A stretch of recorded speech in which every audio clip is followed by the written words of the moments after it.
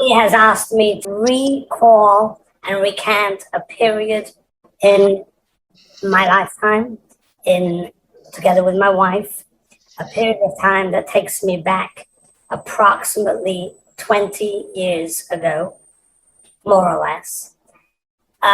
Truth be said, going back to that time that I tried to do this afternoon, pen and paper, was a very difficult thing to do. Because I don't want to remember. And so difficult that Baruch Hashem, was able to fanag, I was able to manipulate that my wife is not home. I don't want her to know this because for her, this would be too difficult to be reminded of, too painful, it's too difficult. And we don't want to remember this. We want to deliberately forget. So Baruch Hashem, she's not home. And I'm going to recall my memories of that difficult time of life the way I recall. I say that to anyone that hasn't been through this, I don't believe that they will understand what I mean when I say too difficult, too painful. Because it's something that certain experiences, you either relate because you're there, or you've been there, or you haven't. Otherwise, it's just too emotional. The misery, the grief, the suffering, how this could have happened, why it happened, and everything that came about to it. I mean, I will tell you that during this period of time, things were so bad, it rocked every part of our life. Our marriage. We were not entirely on the same page, to put it mildly, how to deal with it. The gloom, the word that I think, if I have to describe the emotion of the day, I think the most accurate word would be despair. There was such a despair. Again, too difficult to sort of give it out. If you've been there, you'll know what I mean. And I think that the challenge was, how did this happen? How did such a special, wonderful boy, who was known as a tzaddik as a kid, he was such a special boy, how did it happen? How did he turn, pardon the word, into such a monster? How did he become a boy who was so not caring? He didn't care what he was doing to his parents. To me, this was a disbelief that my son could be like that he could go so ballistic. We had to literally push ourselves and pull ourselves through the day. I would say it was almost like life wasn't worth living. And we were pinching ourselves, is this for real? Is this? I will also tell you that years later, it moved on. Baruch Hashem, things were going in the right direction. There was a reminder, a little reminder that my wife and I couldn't help but notice. And that was, we live in a building that is a very strong glass, double glazed windows. The bullet hole in the dinette window that pierced through both glasses, and it didn't shatter the window, but it went right through both. That bullet hole, that took a long time till the building was willing to replace that glass. It took a few years. I would say, just as a little giveaway, that bullet hole was all we needed to see. It was surreal. It was unbelievable in our dinette. And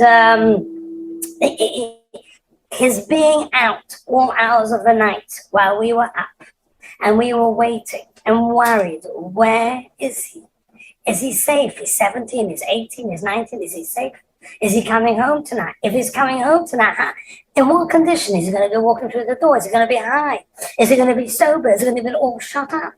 Is he going to be, who knows? I will tell you, I, recollecting those years, felt, I'm going to put it the way it is, because that's what I've been asked to do. I was so angry. I was so angry with him. How dare you? I raised you. I was kind to you. I was convinced that a good spanking, a really solid spanking, one of a kind, would cure him for life. The problem was that he was now 17, 18, 19, 20. He was bigger than me. He lifted weights. He was a very strong kid. It wasn't even something that was able to be considered. But I reached a point where maybe I said, I'll go to the gym, I'll work out, and then I'll just really, one time we'll have it out. I was so angry with it. I remember the arguments that my wife and I had. It was, I don't know, 3 a.m., 4 a.m., quarter to 4. I went to sleep. My wife sat up. She wasn't going to bed. She wanted to know her boy was coming home in one piece, safe and sound. And I told my wife, I demanded, I said, when he walks through that door, if he's sober, you have to reprimand him. And you have to tell him, look what you're doing to us. We can't go to sleep at night. We're worried.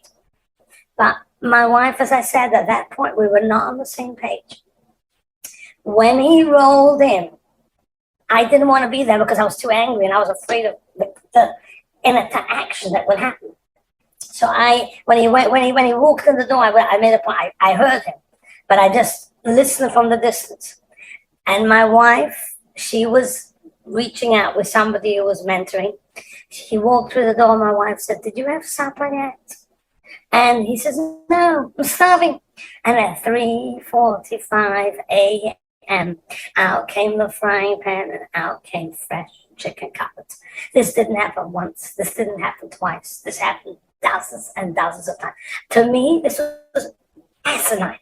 And to my wife, he's my son. He's hungry. I can get him a piece of chicken cutlet. I can let him know that he's still my boy no matter what. And my wife had a job first thing in the morning. She's a teacher. She had to be in school at 8 a.m. But that's the way she was going to do it. Again, I say the despair of how did this happen? Why did it happen? And above all, where's this going to all end up? My wife loved him. I didn't. I will say I hated him. I really, at that point, I felt so upset with him. And it came out, my wife and I think the breaking point was when he took his tefillin and he was going to throw it out of the 4th floor window. We live on the 4th floor. And it was going to land in a public place. And I that was it. That was it. That was one thing too much. And I said, this is too far. This is too far. I went ballistic. So what do? I told my wife I want him thrown out of the home. I don't want to ever see him again. And my wife said, he's my son. He's my baby. He's my boy. To my wife, everything's hunky-dory. And the friction, the tension, it affected everything in the home. It trickled down to the whole dynamics of the home. Finally, at the end, it came to a point where my wife said, we need to go to Das Torah. Tell me who you'll go to, and he'll tell us. And whatever he says, you have to listen. And I told my wife, I be honest, I was in Ponevezh. I was very close to Rav Shach. And I said, there's really no one who will say that, who if they say something I don't think is correct, that I would just say, well, he said it, you have to listen to Das Torah. After I left at Israel, I fell away. Then I was thinking, my wife said, there's got to be someone. I said, yes, there is someone. I know that he's the mentor for the Rosh Yeshivas of Lakewood. I know he was a Talmud of Rav Aaron, and his name is Rav Yosef Rosenblumzy. A very, very, very chashuv, a big tzaddik. My wife got his number. My wife called him up. And my wife asked him if she could come over to speak to him with me. We have a dispute in Chinuch, and she wants to have it out in front of him. He was very kind. He gave us an appointment at 1 a.m. He lived in Borough Park on 41st Street. At 1 a.m. we knocked on the door. We weren't sure whether this is real, whether we can disturb him. He took us in. He looked I remember still the look on his face, exhausted. But he was very kind. He sat us down around the table. My wife a chair and myself a chair. We sat there. And then we began. I can tell you right now that that conversation, we unloaded. He listened very intently, but we really unloaded. It was a slogfest. And my wife said that I said, respectfully, I gave over mine. I challenged my wife what she said. She said and he said. And it was we spoke till we had nothing more to say. And he listened very intently. He even asked questions, pointed questions, trying to get clarity on what I was saying, what my wife was saying. And then he was quiet. And then there was like electricity in the room. It was so quiet. And then he turned around to me. I'll never forget. Basically, this is his verdict. You are to take a back seat in the terms of decisions about his chinuch and what's good for him. And in terms of being mechanechim, and in terms of calling the shots of what should be done, you are to take a back seat. And if it comes to Shabbos, if it comes to tefillin, if it comes to Yiddishkeit, you take a back seat. I can bring it up with my wife. I am not permitted to address it to him no matter what. And no, not even in a veiled hint. I challenged, and I very, very aggressively, and I said, you know, there is a halachic obligation. I am the father, and I'm not exempt. And I have an obligation. If I see my son in front of my own eyes raised up, doing things that are inappropriate, I'm the father here. I'm a chuyev. He said unequivocally, and he didn't bet an eyelid, and he said, I will take achrayus, responsibility on my shoulders in Shamayim, but you are exempt. I take responsibility for his chinuch. You are exempt. I said that dumbfounded. What am I going to say? I said, Rosh Hashiva, if it's not my achrayus now, and you're formally stated that you carry this on your shoulders, I accept it. There's nothing for me to say. He then turned to my wife and he said, keep frying chicken cutlets 3:45 in the morning. Keep doing everything. Keep feeding his goof. Don't leave his neshama for now. And that's what happened. And that's what happened. And basically the role became, I still remember how I said that I was broken. I was broken, that this is now where I am, and this is where I am up to now, and this is where it is. But I knew he was an Adam Gadol, noted by all, and if he says so, I remember this was a turning point. This was just a turning point. After that, I followed. I let my wife run the course. I was with her and everything. We put a joint face up to him. I bit my lips. I did what I had to do. You know, I do remember, and slowly the anger in me actually went away. I do remember that when he finally got married, and he got married to a good girl, she was a girl willing to marry a boy who was working and who had been through a history. She knew it all, but she fell for him. He was very charming.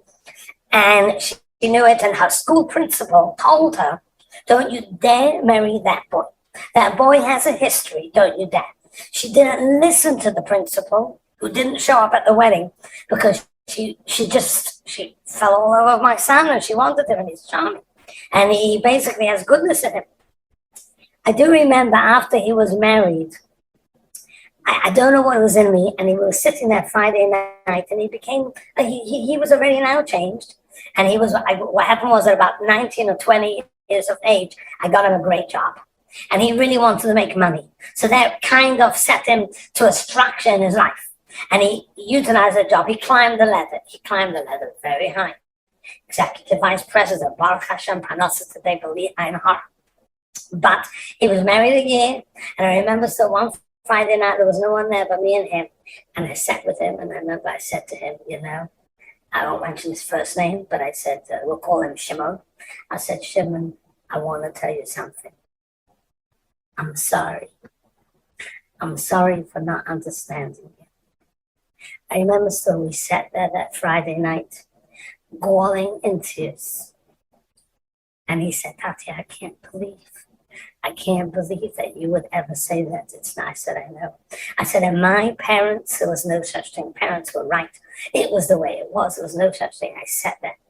And I basically, I told him, I'm so sorry. I didn't understand you. I didn't deal with you right. Probably even before this all broke out. And we just sat, and he was for the first time bawling. And he said, so why did you do this? And I said, because I was dumb. That's all I said. I was dumb. I was stupid. But I said, Baruch Hashem, look now, you're married. You have a job. Your wife is Hashem, going to have a baby soon. You'll be a better parent than me. And it was so beautiful. I just want to tell you that my son and my friend said this story over at the Siyum HaShas, and he got it from Mishpacha magazine. Let me just bring this full cycle. This is 8.5 years ago, was a Siyum HaShas in that big auditorium. I can't remember the name right now. It wasn't Madison Garden. It was the one, City Life. And my chavrusa was a sponsor of that event and was given boxes by Agudas Yisrael. So he said to me, do you have anyone to give it to? Or he even suggested, and he said he's sending it to my son. So in the mail, he sent free tickets to box seats in that stadium. My son had zero interest in being at Siyum HaShas. He was going out Sunday night, and he was having a good time, and he wasn't going to go. Why would he want to go in his speeches at the Siyum HaShas? And he wasn't the type. He was, the word I use, it's not a nice word, is he looked like a bum. He sounded like one. And while now he was married and he was basically from, but that's what he was. That's the station. A brilliant boy, but that's what he was. At the Siyum HaShas, he came in to sort of go to the box and get some food, and he was watching the screen. The most miraculous thing happened. Hashem just did that. The screen, for anyone who was at that Siyum HaShas 8.5 years ago, you'll know what I'm talking about. Agudas Yisrael decided to show a video at which they had, for about 90 seconds or less, they had about 20 guys from all over the world, South America, Brazil, America, all over, who didn't look like guys who would be learning, and who put a fist in the camera, and they said with a big chokes and with a sort of the whole outfit, I did Shas. I finished Shas. I finished Shas. My son is standing there and he's munching on a steak in the box up there. And he sees these guys and he learns to his wife. And he says, could you imagine if I would be there next Shas and I would put a fist and say, I did Shas? And she says, well, you could do it. You know that you were always very, very smart. He says, yeah. That night, he went home. Before he went to bed, he took out the Gemara, the first page of Shas, and he did it. And then he went on, and he finally hired himself a kollel guy to learn with. 7.5 years later, he finished Shas. Not only that, he threw a bash. He threw a bash of 200 people. He wanted all the people in his life to be there. And he got up at that Siyum HaShas. And we had music. We danced all night. It was he out of all people. And he got up, and before he made the scene, he said the following statement. I sweated, studied, pushed myself, and I did this all for the love of my mother. The roof came down. Ma, you were there for me in my hardest times. You never stopped loving me. Shas that I just finished is all for you. My wife will take that line to her grave. She says to me, it's the most memorable line anyone's ever told her whole life. I just want to tell you that this son today, if I may say, is my closest child. I love him like nobody. He cares about me like no child does. His B'li'ayin Hara gives massive stocks. But when I'm finished, he says, Tati, I want you to make a Siyum HaShas and I want to pay for it. I told him, I'll pay my own way. It's fine. No, I want to pay for it. He today, I will just mention him. He gives 2 Daf Hayomi shiur. One something like 6:15 a.m. and one at 10:15 p.m. 2 Daf Hayomi shiur. And when he calls to schmooze, he wants help in figuring out the difficult Gemara, and that's most of our conversation. During the day, he's making money. Works very, very, very hard, and Baruch Hashem, Billy and Harish continue to be more and more successful. And I say to myself, how did this have an ending that's fairy tale-like? That is not, that's incredible. So we know my wife followed our Torah. I obliged. But I would say 2 things. Number one is we did have a friend who was a mentor, who was in the trenches on this. And we reached out to him. He said, you can call us day or night. And we did. And I would give him credit that he was there for us because we couldn't have humanly done it. We could not have humanly done it. It was gut-wrenching.